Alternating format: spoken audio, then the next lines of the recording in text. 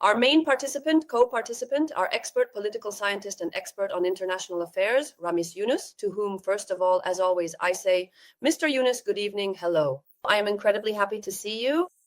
Thank you for being with us. And of course, taking this opportunity, through you, we congratulate all of Azerbaijan. Today is an important day, a super important day, such a significant holiday, the Independence Day of Azerbaijan. So to everyone watching us from Azerbaijan and to Ramis Yunus, we congratulate you all. And of course, Mr. Yunus, salam alaikum, we are glad to have you. Wa alaikum assalam. Greetings to you. Thank you for the invitation. I'm glad to see you in good health. Greetings to all our highly respected audience. Glory to Ukraine. An important meeting is taking place in Karabakh. It's the representative of Pakistan, the leader of Turkey, and the leader of Azerbaijan. And all of this is happening at the highest level, serious negotiations. At the same time, we should always remember the symbolism, yes, of the place that is chosen. Of course, they could meet with some pomp in Baku or in any other region, but Karabakh is chosen. And I think that Aliyev will endlessly bring everyone there, yes, as a place of the greatest pride and strength today, both for his own power and for Azerbaijan as a whole. You said that this is important. For us, it looks like some sort of regional meeting, right? Because we understand where Azerbaijan is, where Turkey is, and where Pakistan is located. On the other hand, Pakistan is a nuclear country and Turkey is the second largest army in NATO. Turkey is our close strategic partner. And you also mentioned Azerbaijan at the beginning. So let's put it this way. It's 2 against 1. These countries are still closer to us. Why are they gathering? What are they talking about? Is it only about regional security or are the issues much broader? It is categorically not just about regional security. The issues are much broader. And it's enough to simply look at the geography of the South Caucasus and recall at least the visits and meetings that the president of Azerbaijan has had abroad, as well as what has happened inside Azerbaijan, who has come to Azerbaijan. And you will see that there was a state visit to China. For 3 days, Xi Jinping received the president of a small country at the highest level. Azerbaijan is being received by the main country on the planet. Today, there are 2 such countries in the world, the USA and China. Look at the level of this visit. It was a real demonstration. That's it. Then besides that, Kaja Kallas, the second most important person in the European Union, comes to Baku. The foreign minister comes to Baku. The president of Iran comes. And then a close meeting takes place in Baku, negotiations between Turkey and Israel. And then there is a meeting in Albania, in Tirana. And look at how Macron rushed over to the president of Azerbaijan in order to resolve the issue of confrontation. And now everyone is saying that there will supposedly be a warming in relations between Azerbaijan and France. In other words, France, a nuclear power, realized that it couldn't do anything about this Azerbaijan. Just imagine, how could something like that happen? And that's why we need to look at why Azerbaijan managed to achieve this. Why was Azerbaijan able to win the Second Karabakh War? Why has Azerbaijan today become a subject of international politics? Why is Azerbaijan being received at such a high level in China? Why do all roads no longer lead to Rome? I mean, in relation to the South Caucasus and these geopolitical processes between East and West, specifically through Azerbaijan. It's enough to look at a geographical map and you realize that North-South, Russia, Iran goes through Azerbaijan, China, European Union goes through Azerbaijan, whether someone likes it or not. The middle corridor, the southern corridor, all of them go through Azerbaijan. Do you understand? There is no other country in this geography that can boast about this. And there's one more route for Georgia as well. That's why Georgia is also making good use of this. And Georgia is a strategic partner of Azerbaijan. And now Azerbaijan has complete control over the situation in the South Caucasus. Why wasn't this topic relevant before? Why is the significance of the South Caucasus much higher today than it was before the Second Karabakh War? Because back then, the situation was unstable and Russia skillfully took advantage of this instability. It used its leading role in the unresolved conflicts in Abkhazia, the Chin Valley region, and Karabakh, specifically its dominant position. And Europe and the West accepted this. They acted within the framework of the OSCE, both regarding Georgian territories and Azerbaijani territories. You see? But when the Second Karabakh War happened, the status quo changed. And all the players, Russia, Iran, and the West as well, have now become hostages to this new status quo. And who is shaping the agenda of this new status quo? Take a look. Who is it? And the agenda is being set by all those who met today in Lachin, in Karabakh. I mean, in the city of Lachin. Remember Lachin, the Lachin corridor? And now look on the internet, see what this city has become and what it was like during the occupation. Look at the year. And I'm not even talking about the fact that the plane of the Prime Minister of Pakistan was the first to arrive there and the airport was not yet open. But the President of Turkey and the President of Azerbaijan made the official opening of this international airport. This is in Lachin. Now it's an international airport. The President of Turkey, the President of Azerbaijan, the Prime Minister of Pakistan. And this is a demonstration. Pakistan, in fact, from 1991 to this very day, has never recognized Armenia as a state. Can you imagine that? This is the official policy of that country, right? So this is a demonstration. A nuclear power here in the South Caucasus, the second largest army in NATO, and a NATO member in the South Caucasus. And look at the messages, both the Prime Minister of Pakistan and the President of Turkey in their speeches, especially since today is Independence Day, and this was said on Independence Day. It's symbolic, as you mentioned, parallels were drawn with this. And what did the President of Turkey say? This is not just by chance. We have come, and this is for centuries. There will be no more repetition of what happened before. And these are messages to Moscow, messages to Europe, messages to the Americans, and even messages to Iran. That's why this is not a regional issue. It's purely a geopolitical issue. And those people, those leaders, those countries that were close to Azerbaijan, they were the ones who came.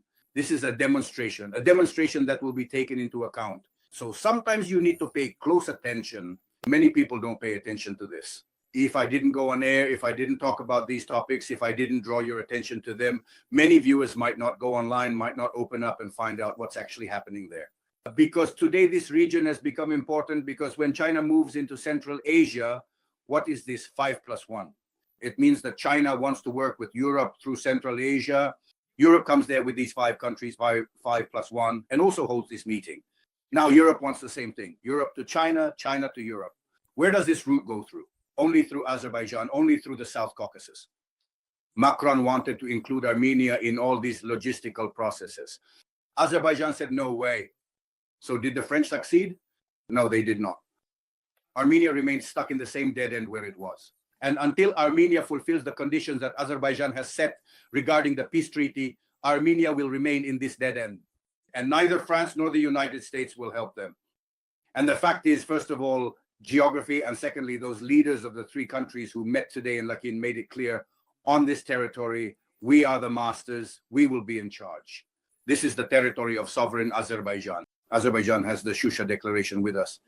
And I am a nuclear power that doesn't even recognize Armenia. Do you understand? So think about it. Do you want to do business here?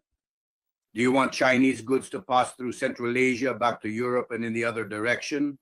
Take into account those who are in charge here and don't try to push your Armenia through. And if you want Armenia to be present as well, then put some pressure on them, resolve these issues, meet the conditions that Azerbaijan is demanding. Because if you're going to capitulate, then capitulate completely. Don't just play along. And it seems that this understanding has come to Armenia as well. What do you think? Did Pashinyan just go to Moscow for May 9th? What do you think? Did Lavrov just come to make a show for no reason? That didn't happen before. Remember when Pashinyan first went to Europe, remember his meeting with Ursula von der Leyen. When did Joseph Borrell and Blinken come there? So where are those documents they signed? Where? Nowhere. No one hears anything about them. And that's exactly why Pashinyan went there. He realized there was nothing to gain there, that they would have to take this geography into account. And at least these ones, meaning Russia, are present in Armenia to some extent. They're present on the border with Turkey. They're present in business. They're present in all the structures. Their bases are there, both in Gyumri and in Erebuni.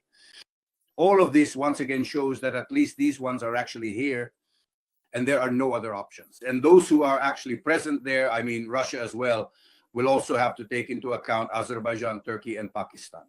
And it seems as if Russia is barely even reacting anymore.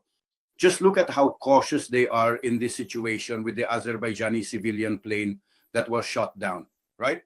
They acted rudely. They thought Azerbaijan would just swallow it. But Azerbaijan pushed back at them with full force. They sent Matvienko. 2 days before May 9th, Gundiaev, the so-called patriarch, came as well. And what happened? Did they achieve anything? No, they didn't achieve anything. And what you just mentioned earlier about this Tsargrad, and before that there was the Russian world and many other things, right? There are a lot of things you don't even hear about. And take a look at public opinion in Azerbaijan as well. There is this sluggish standoff going on, and it will continue until Moscow draws conclusions from the mistake they made after the civilian plane was shot down. The whole topic of empire, of vassals, of former republics, that's over now. On the territory of Azerbaijan, it is definitely over. In the South Caucasus, it will end as well. It will end sooner or later as well. But a lot here also depends on how your war ends. That's for sure. Because neither Armenia nor Georgia today have the capabilities that Azerbaijan does. It's no coincidence that Azerbaijan supports Georgia. Azerbaijan and Georgia have a strategic partnership. I have no doubt that this strategic partnership will also become a military political alliance because it will be necessary to protect all these logistics. And Turkey, Azerbaijan, and Pakistan will also be present there. You can be sure of that. And Armenia, whether it wants to or not, will either remain stuck in this dead end or sooner or later will be forced to join in. It seems that there is some understanding of this in the European Union. So when people ask me, what is this all about? Yes, this is a political stance, and it is a demonstration of that political stance, a statement that the repetition of what happened 100 years ago on the Independence Day of this flag, when Azerbaijan restored, or rather established its independence, will not happen again. 100 years ago, we did not have such opportunities by our side. Back then, there was neither nuclear weaponry nor a nuclear Pakistan. But at that time, Turkey was by our side. However, Turkey did not have the resources or the level that modern Turkey has today. So once again, thank you very much for asking this question. This is a very important point. And this is not just a regional process at all. It is a geopolitical one. And it is very encouraging that just a few days before this, it is very important and symbolically significant from a political standpoint that the Minister of Foreign Affairs of Ukraine went there. This shows that our countries, our peoples, and I want to emphasize first and foremost, our political establishment at the highest level understand this perfectly well. Because as you can imagine, this is not something spontaneous. You don't just call on the phone and show up.